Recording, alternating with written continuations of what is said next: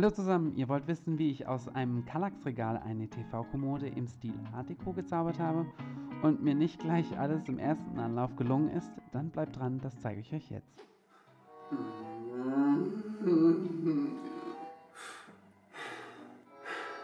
What? Problem? 2 cm zu viel sind. Aber ich hab's einfach nicht mit Mathe, ne?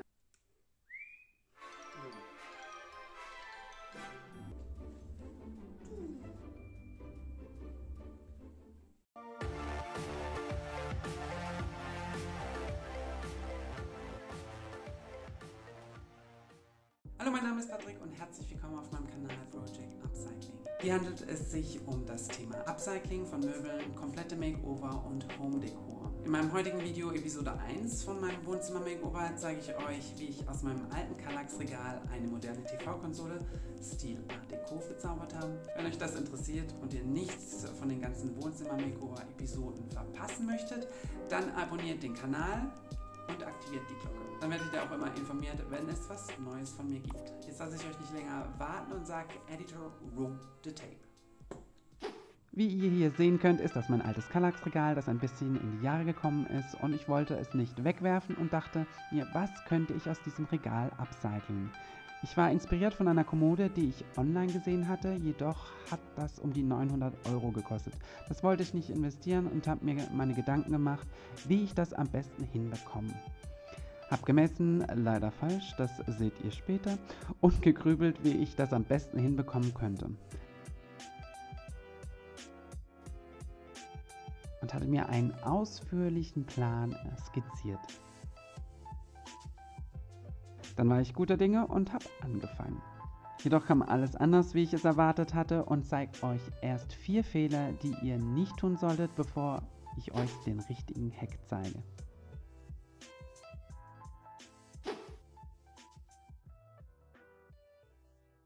So, jetzt machen wir mal einen Test, ob das klappt.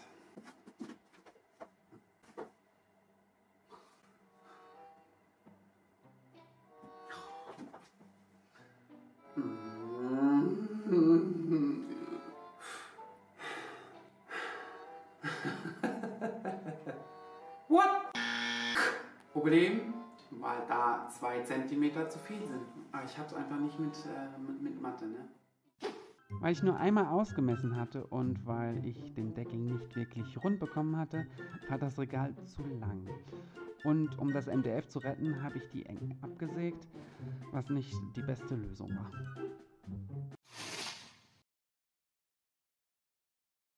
So, hier ist das Problem. Ihr seht, es fehlt hier oder es stört das hier, wenn ich nachher die Schiebetüren reinmachen möchte. Hier ist es ganz extrem.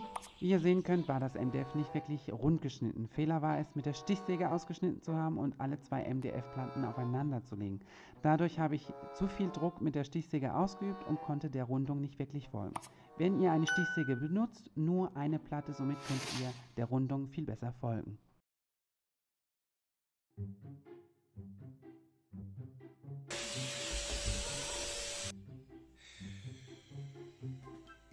Wie heißt es so schön, wer billig kauft, kauft zweimal. Meine alte Oberfräse hatte keinen Abstandshalter, darum habe ich mir eine Konstruktion gebaut, die überhaupt nicht funktioniert hat, aber mir dafür meine ganze MDF-Platte versaut hat.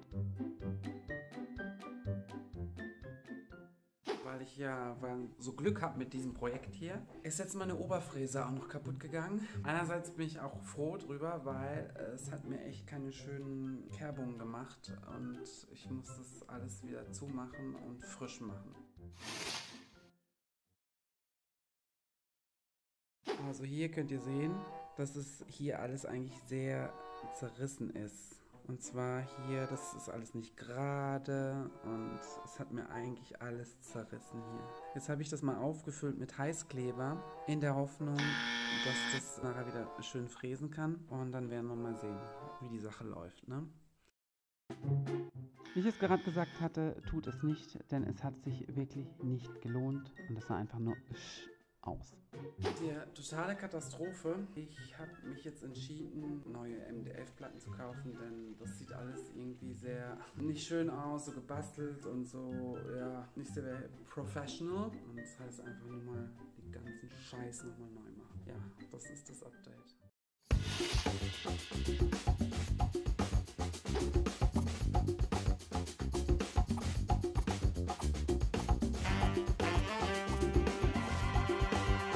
So, jetzt ist Round 2. Ich habe herausgefunden, wie ich das jetzt hinbekomme, damit ich erstens eine runde Form hinbekomme, ohne dass ich sie aussägen muss, denn das war eigentlich eines der Probleme. Das hat nicht so funktioniert. Das mache ich jetzt auch mit der Oberfräse, damit ich das so rund hinbekomme. Ja, und jetzt geht halt alles nochmal von vorne los. Ihr lasst euch zwei MDF-Platten mit 2,2 mm Dicke im Baumarkt schneiden. Wie breit und lang lasst ihr euch lieber selber rechnen. Misst die Mitte aus von eurer Halbrundung, zeichnet euch den Halbkreis vor. Für diese Arbeiten kann ich euch nur die Bosch BOF 1200 empfehlen. Sie gibt es schon so ungefähr für 80 €. Spannt euch den Aufsatz für die Rundungen drauf, hammert es in eure ausgemessene Mitte, richtet die Nutfräse 16 mm vor, spannt euren Aufsatz drauf und los geht's.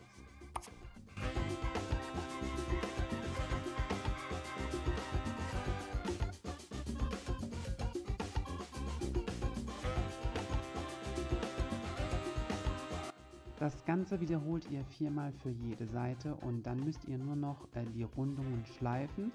And that's it.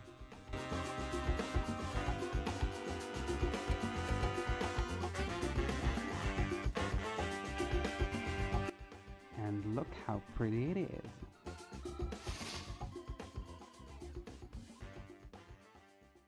Als nächstes wird die Nut gefräst für die spätere Schiebetüren. Da könnt ihr mit der Oberfräse auch super arbeiten und verschiedenen Tiefen fräsen. Und dafür gibt es auch zwei Aufsätze, einen Anschlag mit Rad für Rundungen und einen für Gerade.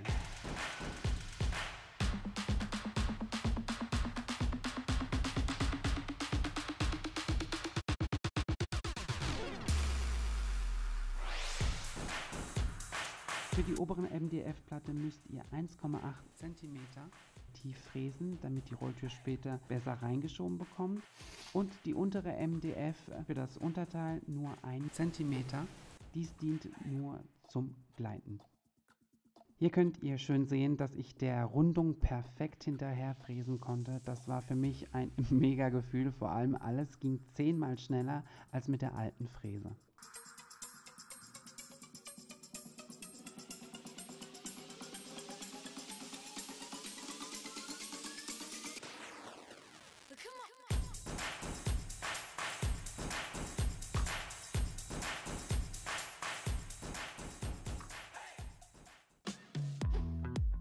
Jetzt müsst ihr die Nut- und MDF-Platte noch etwas schleifen und der schwierigste Teil ist damit abgeschlossen.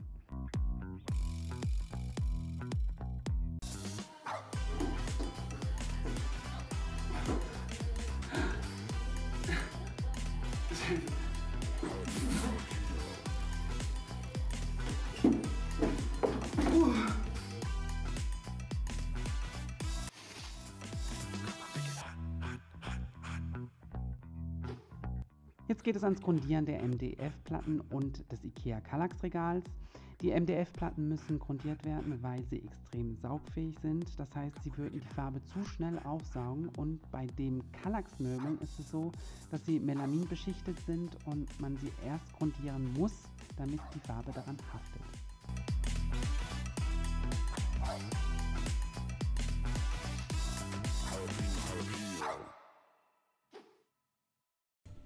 Jetzt ging es an meine Lieblingsbeschäftigung, das Streichen. Dafür habe ich mich für die Farbe Blau mit Mitternacht entschieden von Miss Pompadour in Seidenmatt. Egal welche Farbe ich ausprobiert habe, es muss immer zweimal gestrichen werden, damit die Farbintensität und der Kraft entsteht. Also für meine ganzen Möbel streiche ich immer einmal.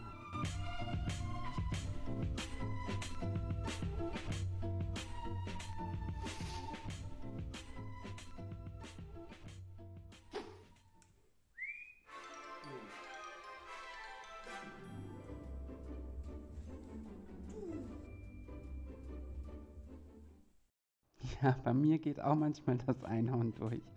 Die Vintage-Möbelfüße habe ich bei Amazon bestellt, die verlinke ich euch gerne unten, wie auch alles andere, was ich benutzt habe, in der Infobox.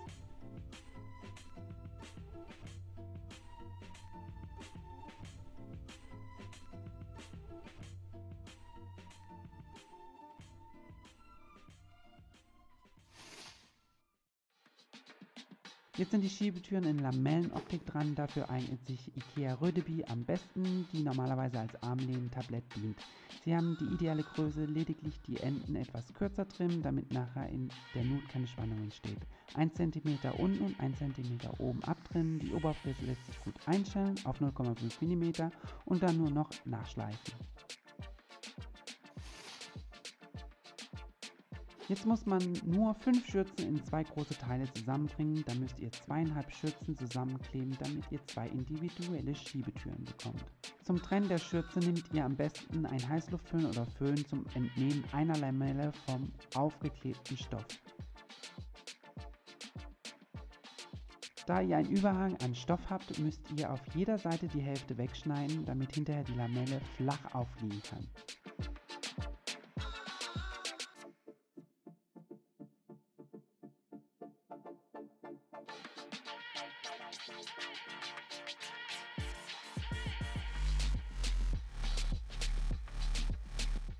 Um die Enden am besten zu verkleben, habe ich Montagekleber benutzt. Das hat wunderbar geklappt und hält Bombe. Und damit es nicht verrutscht während der Trocknung, am besten noch mit Tape umrunden.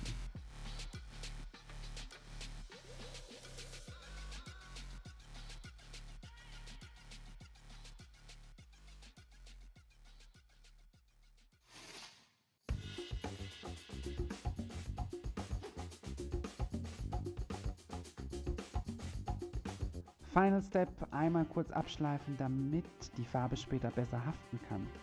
Dann habe ich mich wieder für dieselbe Farbe wie den Korpus entschieden, Blau mit Mitternacht von Miss Pompadour. Hier müsst ihr nur beachten, dass ihr auch zwischen den Lamellen streicht und hinterher beim Trocknen den Schal rund aufstellt, damit das Ganze nicht verklebt. Und wenn es verklebt, könnt ihr es einfach aufklippen. Hier hatte ich nur am Anfang die Enden abgeklebt, das könnt ihr aber vergessen, man sieht hinterher das Holz in der Nut, also streicht den ganzen Lamellenschal. Nehmt am besten einen Pinsel für die Zwischenräume und danach eine Lackierwalze, dadurch bekommt ihr ein perfektes Finish.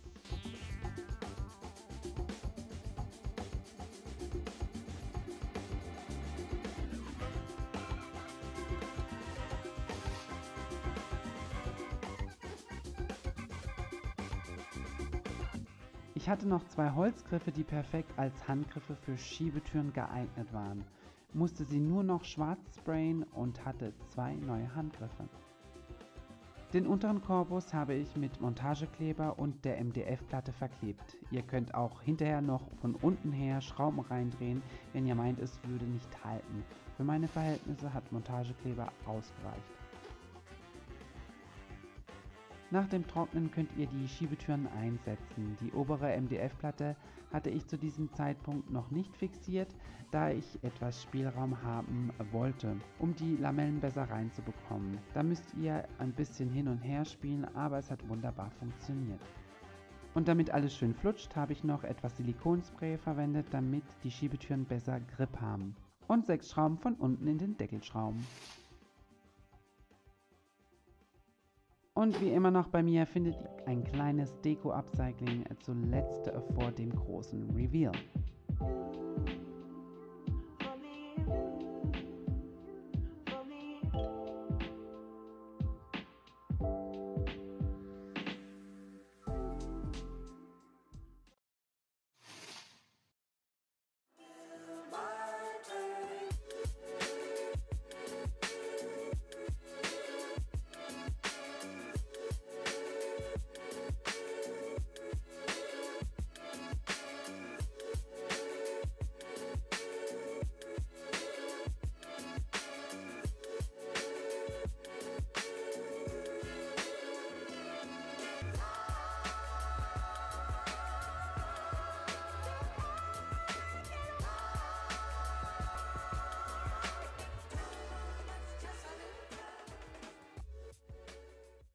Wenn euch dieses IKEA Upcycling gefallen hat, kann ich euch auch dieses Video, das ich mal gemacht habe, empfehlen. Und wenn ihr neugierig seid, wie es in meinem Wohnzimmer-Makeover weitergeht, vergisst nicht zu abonnieren.